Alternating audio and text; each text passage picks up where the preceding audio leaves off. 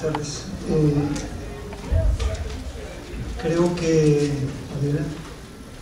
ha dado mucha información. A veces, manejando tanta información, transmitirla cuando son muchos datos cuesta que quede, pero realmente sí ha estado investigando el tema. Y bueno, como dice el compañero Cerezo, da mucho material para el análisis, ¿no? Yo voy a tocar básicamente el tema de la desaparición forzada desde un punto de vista medio histórico, pero parto justamente de un contexto que de alguna manera ella lo exponía, que es que estamos en el marco de un Estado que desde el 1 de diciembre de 2006, cuando se da en Los Pinos, a las 0 horas de ese día, el cambio de mando, en realidad ahí se configura un golpe de Estado técnico. Es decir, cuando Calderón recibe la banda presidencial en Los Pinos, empezando el primer minuto del 1 de diciembre de 2006, ahí se configura, pues, al recibir la banda de un militar, un golpe de Estado técnico, ¿no? Y a nivel de la simbología que reúne ese acto, vemos también que ese mismo día la aparición de San Lázaro, o sea, el lugar donde tenía que gestarse el cambio de mando, es simbólica o es meramente protocolaria, pero en un tiempo récord de 4 minutos, y realmente el discurso de toma de posesión lo hace Calderón en Campo Marte, es decir, otro lugar que por su simbología liga desde un comienzo del primer día a Calderón con los militares, ¿no? Luego lo vemos aparecer en cuarteles vestido con chamarras verde olivo militares, con la gorra del comandante jefe. Es decir, de un comienzo estamos hablando de un régimen que se viste de militar, incluso lleva a sus hijos el primer 15 de septiembre disfrazados militares al balcón del Palacio Nacional.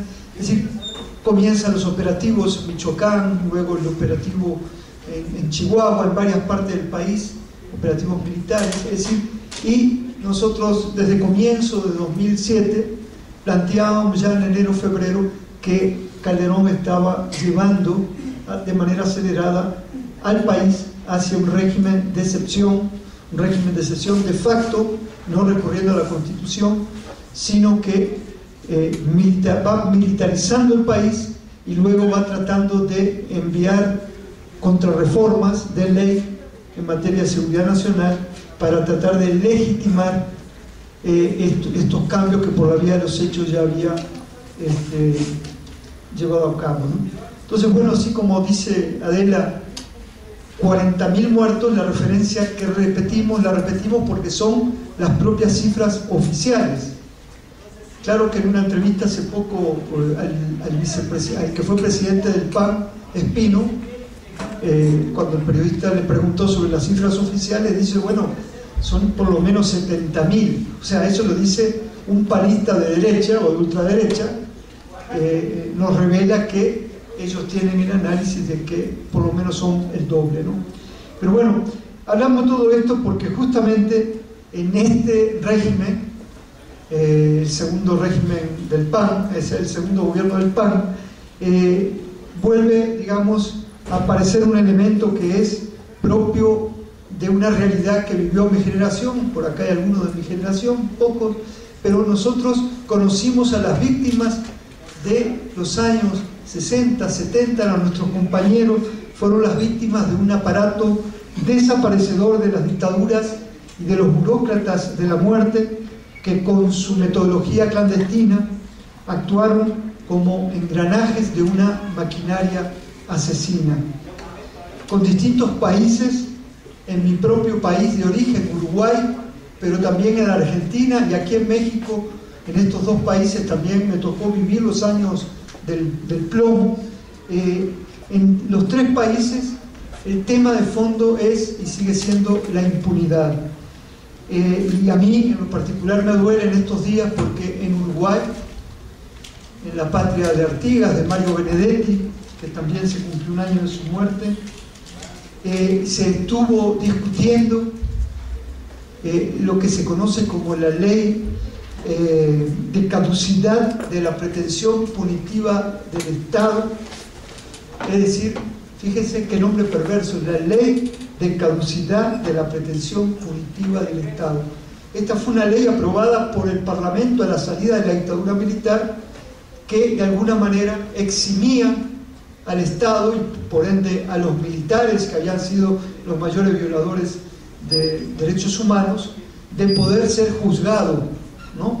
Bueno, pero se salió de la dictadura en 1985, estamos en 2011 y recién ahora, después de 2 plebiscitos en donde la ciudadanía había votado dejar quieto el tema, ahora en el Parlamento se acaba de votar 49-49 y se mantiene esa ley, ¿no?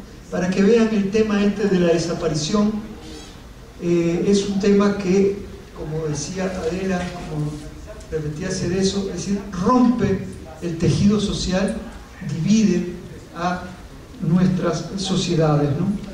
Y el tema de la impunidad también, ahí en Uruguay en estos días, ha sido de vuelta unilateralizado, banalizado, caricaturizado, ¿no? Yo quiero recordar que la secuencia secuestro, tortura, desaparición es un método contrarrevolucionario utilizado para reprimir luchas político-sociales. Es decir, es un método ilegal aplicado por agentes estatales o por personas o grupos paramilitares que actúan con la autorización, con el apoyo o la aquiescencia del Estado. Es decir, diría yo, con Pilar Calveiro, una víctima de la desaparición, que luego ella sí es una sobreviviente del horror en la Argentina, no se puede entender la figura de la desaparición, no puede, sino como una tecnología del poder instituido sin su correlato institucional, es decir, el campo de concentración, exterminio. Es decir, la desaparición en Argentina, en Uruguay, en los países, en Guatemala, en México de los años de la Guerra Sucia, es decir, no se puede entender la operación de estos agentes estatales o paraestatales, paramilitares, sin resistencia para llevarlo al caso de la Argentina, de la Escuela de Mecánica de la Armada, del campo de concentración de Orleti, de otros, y en el caso de México, por ejemplo, bueno, del campo militar número 1, ¿no? De donde muchas veces se sacaban en camiones frigoríficos por carretera hacia el puerto en Guerrero, allá en Acapulco, donde está la base ahí en Acapulco, sí, en Piedecuesta, no, del otro lado, ¿no? O en Piedecuesta, de donde salían los aviones Sarabá, que al igual que hacían en Argentina, con los famosos vuelos de la muerte, allá tiraban, los atontaban con PET total, con inyección en PET total, y los tiraban al mar, y en el caso de México también los tiraban en el Pacífico, ¿no? Entonces, la razón por la que un Estado totalitario recurre a ese método se debe a su efecto de supresión de todo derecho. Es decir, al no existir cuerpo de delito, se garantiza la impunidad. El desconocimiento, en muchos casos, impide a los familiares y a la sociedad realizar acciones legales, pero también, y este es otro efecto de la desaparición, genera terror en las víctimas, en los familiares de las víctimas y en la sociedad, y mantiene separados o divididos a los ciudadanos en su accionar frente al Estado. Esto que yo acabo de hablar de Uruguay, estoy hablando que se lleva el Parlamento y hay un empate 49-49, y estamos hablando de 30-35 años después, persiste esta división, digamos, de la sociedad. Según un autor italiano, Agamben, la desaparición es lo que vuelve a un opositor un homo sacer, es decir, una persona que puede ser asesinada con impunidad. La táctica militar de hacer desaparecer a los opositores es un método represivo que se basa fundamentalmente en la producción de desconocimiento. Por eso, saber qué pasó, recuperar la memoria, exigir la verdad, con justicia se han vuelto reclamos principales de las víctimas y las organizaciones de derechos humanos. La dupla Escuadrones de la Muerte y Desaparición Forzada de Personas es un componente esencial del modelo de guerra antisubversiva o contrainsurgente. Remite invariablemente a la práctica introducida por el ejército de ocupación francés en Argelia. Esto lo pueden ver ustedes en un libro que se llama Escuadrones de la Muerte, de una francesa, una autora francesa, pero también lo ven en la película de Pontecorvo, La Batalla de Argel, ¿no? Esta experiencia, que es el primer experimento de guerra sucia, fue luego recuperado, fue enseñado por los autores de la guerra sucia, por los oficiales de la Escuela Superior de Guerra francesa, en un seminario que hubo en 1958.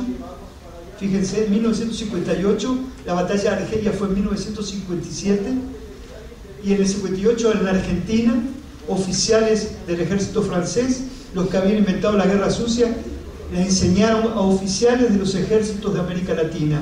Y ahí hubo dos observadores, dos coroneles del ejército de Estados Unidos, que fueron como observadores. Y luego, a partir de lo que escucharon ahí, se llevaron a los mismos asesores franceses a enseñar, a darles un curso en el Pentágono. Y esto lo trasladan a las escuelas de Estados Unidos en el Canal de Panamá, pero antes Estados Unidos lo experimenta, lo pone en práctica en la operación Fénix en Vietnam. En Vietnam, por ejemplo, hay más de 21.000 desaparecidos en el marco de la operación Fénix. Y luego esto se exporta a través de la CIA y de las escuelas del Pentágono a los ejércitos de América Latina. Junto con la tortura sistemática y las ejecuciones sumarias extrajudiciales, la desaparición forzada formó pues parte de los instrumentos clave de las guerras sucias impulsadas por estos países de América del Sur, pero también en México, en el México de los 70, y estos tres elementos, tortura sistemática, desaparición forzada, ejecución extrajudicial, fue lo que llevó en los círculos internacionales a tipificar, en los círculos especializados de derechos humanos de la ONU y también en la academia, a tipificar a los regímenes que tenían estas prácticas como terroristas de Estado.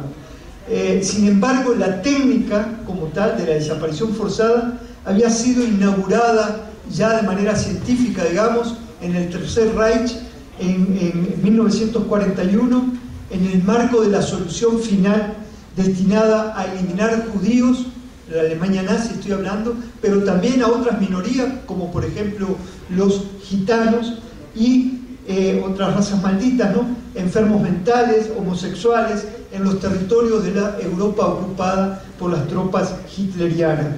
Las directivas, lo que se llamó, lo que se conoce como las directivas para la persecución de infracciones cometidas contra el Reich o las fuerzas de ocupación en los territorios ocupados, es el título de una directiva, estuvieron dirigidas a la represión y eliminación física de oponentes políticos al régimen nazi.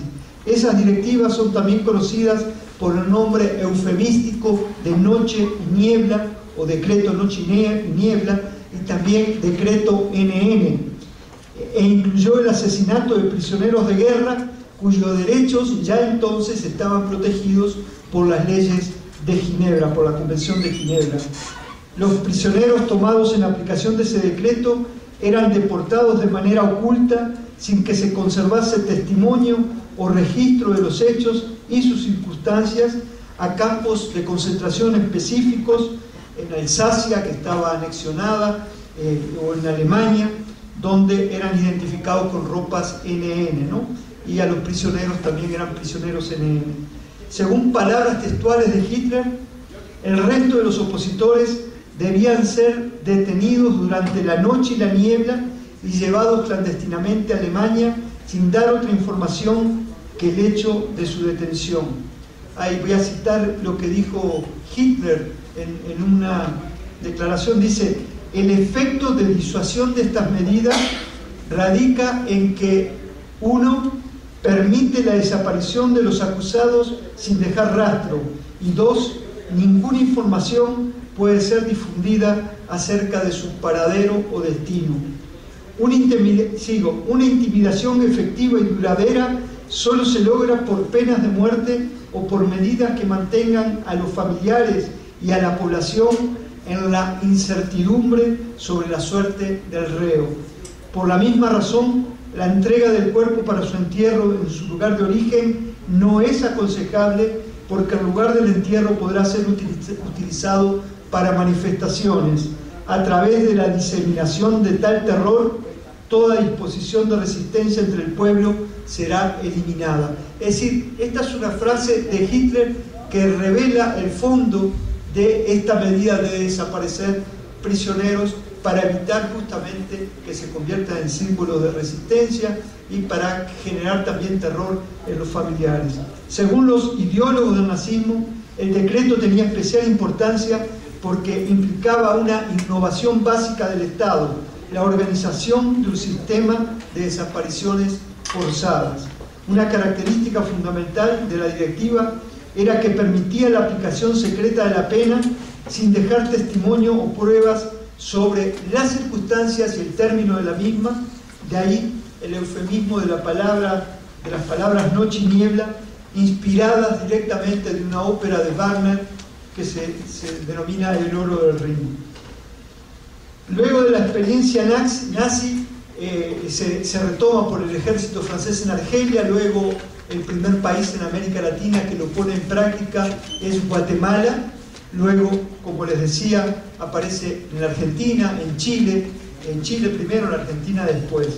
Uno de los creadores de esta guerra de inspiración francesa, que se conoce como guerra moderna, antisubversiva, contrainsurgente, Roger Trinquier, planteaba que cuando el poder político está en peligro, los militares son los únicos que disponen de medios suficientes para establecer el orden. Según Trinquier, en una situación de emergencia, los límites legales establecidos detienen la acción de las fuerzas militares regulares y la protección de la ley favorece al irregular. La ley es un obstáculo para la guerra total. La solución es apartar al prisionero del marco legal que pueda protegerlo. Es decir, si ustedes me entendieron, lo que plantea uno de los inventores de esta guerra moderna es que a los militares, es decir, cuando el Estado está en crisis recurre a los militares, pero los militares, para enfrentar a lo que se conoció entonces como el enemigo interno, para ellos la ley se convierte en un obstáculo, y entonces hay que llevar a cabo una guerra irregular, pero practicado por lo que es el órgano coercitivo del Estado, el ejército, incluidas las fuerzas policiales, ¿no? Entonces, lo que nos están diciendo acá es que el ejército se convierte en un cuerpo paralelo y actúa con prácticas paramilitares, ¿no? Esto es el ensayo que se hizo allá en Argelia, ¿no? En el caso de América, esta noción que tiene que ver con la doctrina de seguridad nacional, con esta ley que Calderón ha intentado pasar en el Congreso en estas dos, en la anterior legislatura y en la actual, es decir, esta doctrina de seguridad nacional define lo que se conoce como el enemigo interno. Antes los ejércitos se preparaban para la guerra con ejércitos de otras naciones, pero a partir de la experiencia de Argelia, pero sobre todo de las guerras de contrainsurgencia en nuestros países de América del Sur, la población pasa a ser enemiga del Estado, enemiga potencial, y todos nos convertimos en enemigos internos, ¿no?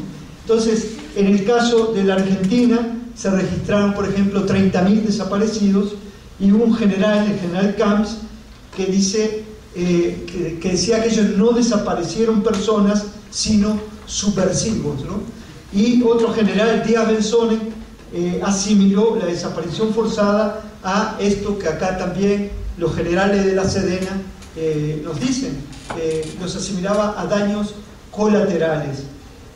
Incluso hay una declaración de él que dice, está filmada, y dice: ¿qué querían que hiciéramos?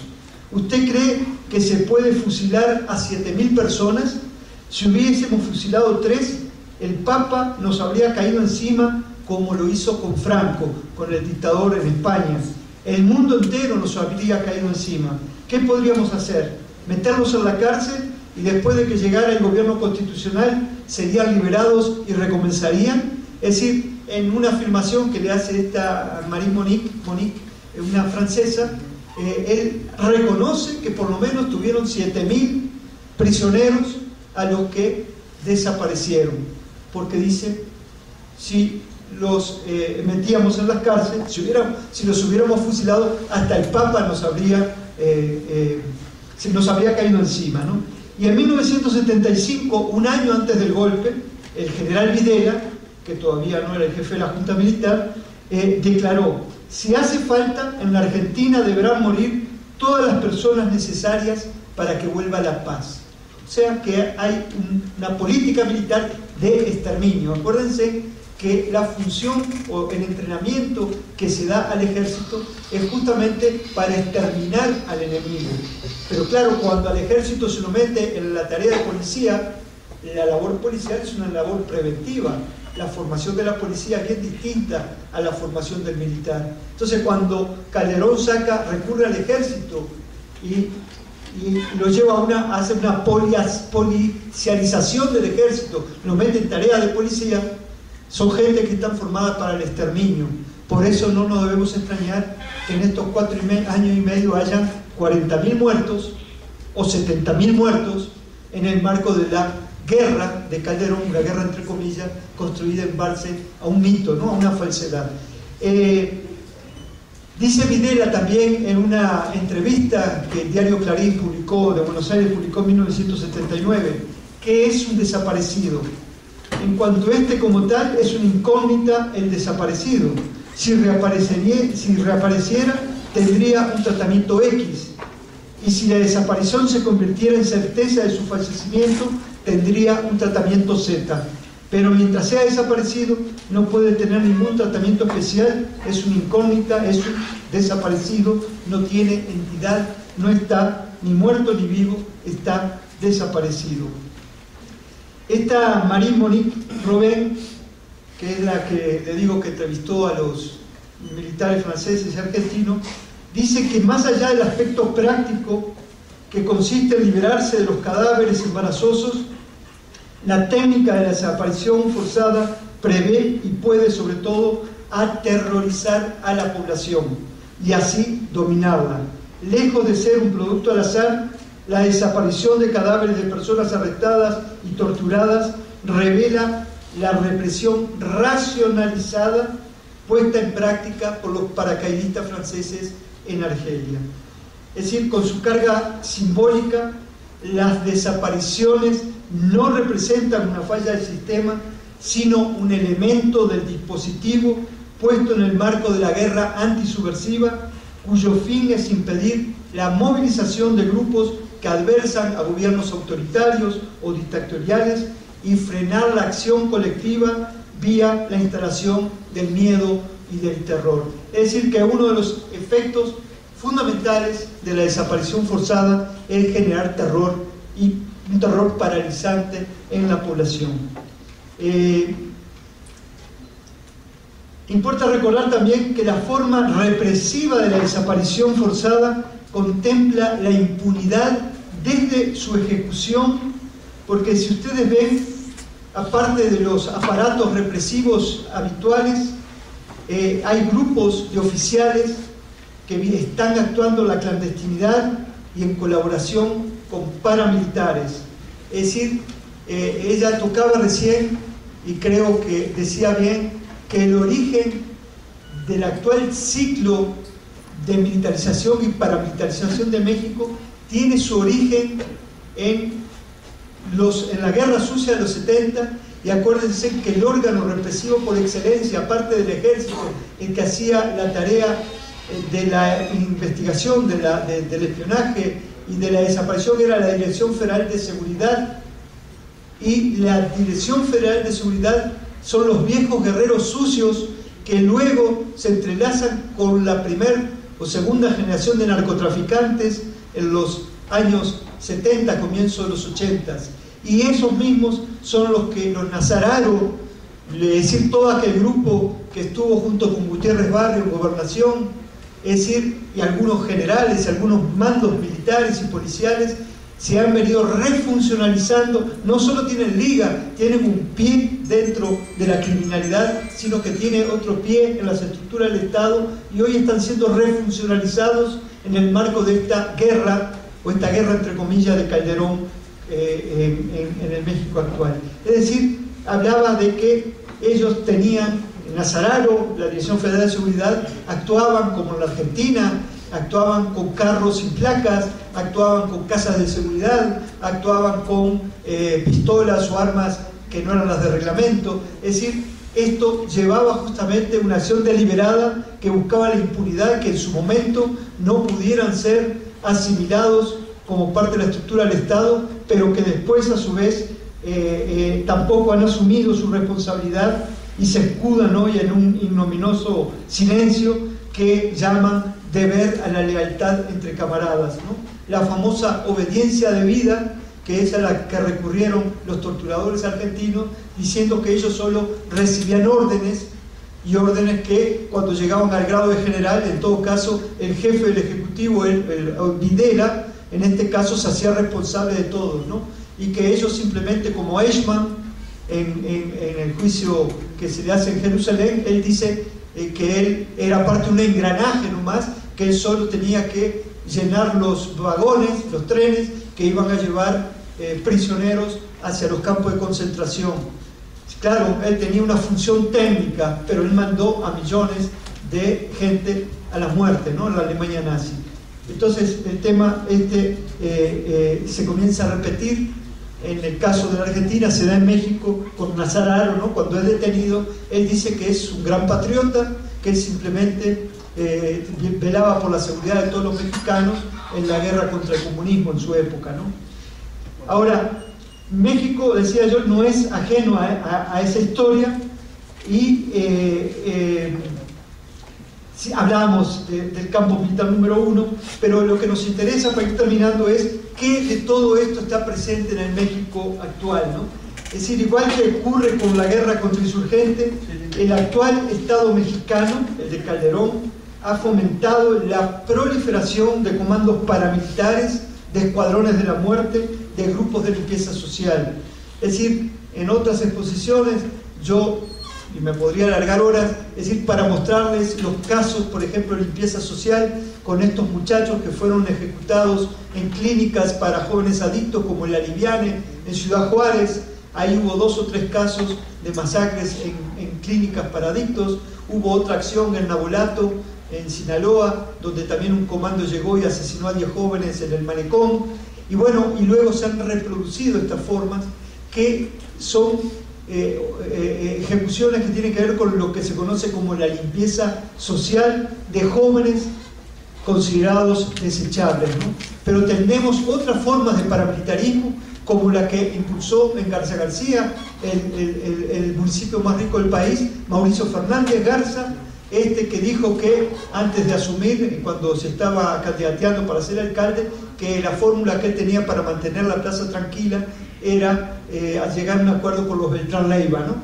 Y vemos que en otro estado panista, en Morelos, justamente donde se mata a uno de los Beltrán Leiva, hay una alianza también, ahí de facto había entre el gobernador, la zona militar y los Beltrán Leiva, y justamente por eso opera ahí un comando de la Marina y del Ejército de Estados Unidos, porque sabían que no podía, Estados Unidos, que es el que va diseñando todo el plan, que no podía confiar en el ejército en Morelos, ¿no? Entonces, en otro estado panista había una colusión entre el gobernador, la región militar y los narcotraficantes. Por eso es que no hay tal guerra a los narcotraficantes, pero si quieren, eso lo vemos después, es otro tema, ¿no? La maquinaria del horror ha vuelto a funcionar con su dinámica de burocratización, rutinización y naturalización de la muerte, ¿no? Esto que decía la compañera, que nos han esta violencia, este terror, este caos que genera terror paralizante, de alguna manera ya lo tenemos interiorizado y lo vemos como ya normal, ¿no? Nos hemos acostumbrado, nos han acostumbrado al horror. Y en estos días, pues, en el marco de estas políticas de Calderón, justamente se cumplieron 4 años de la detención, desaparición forzada de Edmundo Reyes Amaya, de Gabriel Cruz Sánchez, cuya presentación con vida ha sido exigida por el Ejército Popular Revolucionario y que ha sido motivo de también una declaración de ayer o anteayer de la COMED, la Comisión de Intermediación entre Gobernación y el EPR para la aparición con vida de estos dos compañeros, ¿no? En marzo pasado vino un grupo de trabajo de Naciones Unidas sobre desaparición forzadas e involuntarias y elaboró un informe preliminar donde incluyó varias recomendaciones al gobierno de Calderón. Destaca una en particular, la que pide que a corto plazo las Fuerzas Armadas dejen de realizar labores de seguridad pública y los militares regresen a los cuarteles. Los especialistas de la ONU argumentaron que las Fuerzas Armadas se han convertido en el eje de la guerra contra los cárteles de la economía criminal, pero no han recibido entrenamiento para lidiar con los civiles y patrullar las calles, sino para combatir a fuerzas extranjeras enemigas. Añadieron que al asumir tareas de vigilancia interna que no les corresponden, los militares se han convertido en una amenaza para la ciudadanía. Y con base en información creíble, el grupo de trabajo de la ONU destacó que en relación con detenciones de civiles, las fuerzas militares pueden haber incurrido en delitos de desaparición forzada y en el uso de técnicas de tortura. Es decir, esto es un grupo que estuvo en 4 estados de México, incluido el Distrito Federal, y llega a estas conclusiones. De forma dolosa, las autoridades pretenden asociar las 40.000 víctimas oficiales, reconocidas oficialmente, con acciones de la delincuencia organizada, como, es decir, acuérdense en aquello de los muchachos de Villa de Salvarca, cuando en automático desde Japón el presidente responde es un pleito de pandillas, ¿no? Es decir, tratar de asimilar estas muertes como que dice la guerra la vamos ganando, y tanto la vamos ganando que las mafias criminales se pelean entre ellas, ¿no? Y aquí es cuando nosotros decimos no, hay una política oficial que utiliza el paramilitarismo, utiliza incluso a grupos mercenarios y al propio ejército para incrementar esta violencia, para llevar a cabo una limpieza social, ¿no? Es decir, hay muchos, si ustedes leen los periódicos, que a veces es una tarea que no es muy común, van a ver que hay muchos titulares que dicen hubo un enfrentamiento, el ejército mató a 20 y de este lado no hay ningún muerto, ¿no? Es decir, los muertos solo son del otro lado. Pero, ¿qué nos han dicho antes? Nos han dicho que el poder del narcotráfico es tal que tienen poderosas armas que no tiene el ejército, lo cual es falso porque el ejército tiene una industria militar y tiene dinero para comprar armas.